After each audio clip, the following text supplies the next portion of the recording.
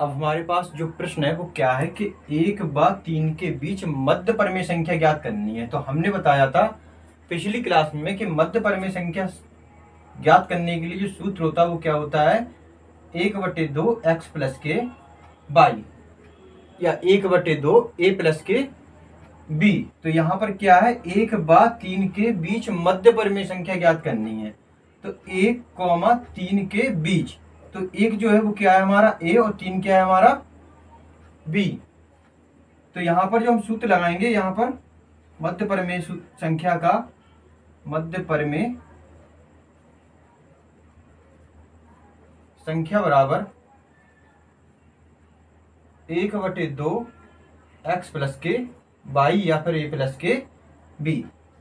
हम यहाँ पर इनको कुछ भी मान सकते हैं, a से लेके z तक कोई भी चर पद हम यहाँ पर मान सकते हैं। तो यहाँ पर कितना होगा, 1/2 x का जो मान है वो कितना है 1 प्लस y का जो मान है वो कितना है 3।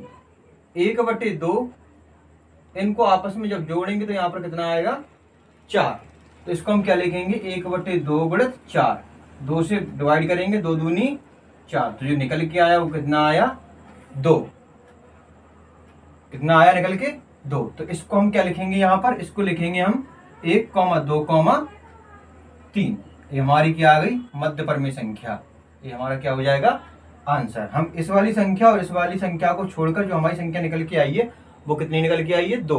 और अगर हम इस संख्या रेखा के अगर हिसाब से अगर चलेंगे तो बीच में क्या होता है 0, इस तरफ ऋणात्मक संख्या होती है, इस तरफ धनात्मक संख्या होती है।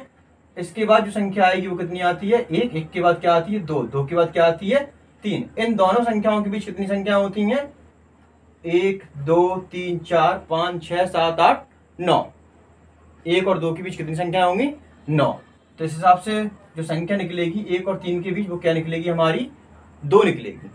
ये बात समझ में आई सभी को।